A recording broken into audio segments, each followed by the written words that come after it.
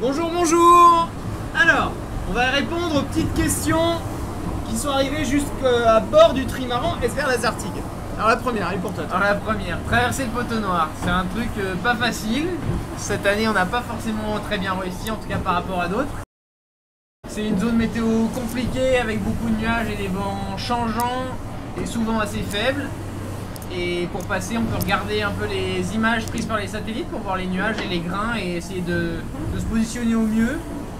Donc c'est des données météo, mais sinon il faut un petit peu de chance aussi par rapport au déroulé de la situation. Jean-Yves Bernot, il disait souvent, pour prévoir le vent dans le poteau noir, c'est comme essayer d'imaginer dans une casserole avec de l'eau qui bout où la bulle va sortir. Et c'est un peu météorologiquement presque la vérité dans le poteau noir. Ensuite, une autre question, quoi? Combien de temps pour changer une voile? Bon. Alors ça dépend de...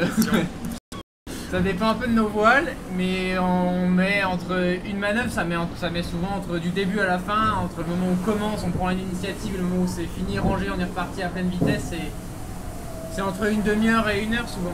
Et surtout, beaucoup de tours de manivelle, pas mal d'énergie pour changer de voile.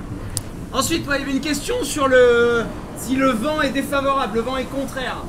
Eh ben, il faut tirer des bords. Si vraiment le vent est de face, il faut tirer des bords, donc on est au près ou alors au portant si le vent vient de derrière.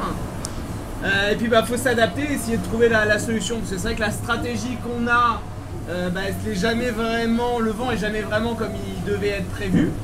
Et du coup, voilà, il faut essayer de changer la trajectoire et essayer souvent de trouver le meilleur compromis entre le temps de parcours et la vitesse. C'est-à-dire pas forcément aller faire le moins de chemin possible, mais essayer d'en faire pas trop en gardant la vitesse. Et il y a toujours ce compromis vitesse et direction. Et enfin, la dernière question, j'ai déjà oublié, tu t'en souviens? Mince, je vais être obligé de la refaire. La dernière question, c'est... Ah oui, si, sur les prévisions météo, comment on fait? Les données météo, comment on fait? On a souvent, donc on a la base quand même de notre travail, c'est les GRIB, donc c'est les prévisions météorologiques, donc ça c'est des prévisions qu'on reçoit à bord du bateau, qui va nous dire normalement à tel endroit, à telle heure, le vent va être dans telle direction. Tout ça, on met ça dans un logiciel qui nous fait des calculs, des optimisations de trajectoire, et qui va nous proposer des routes.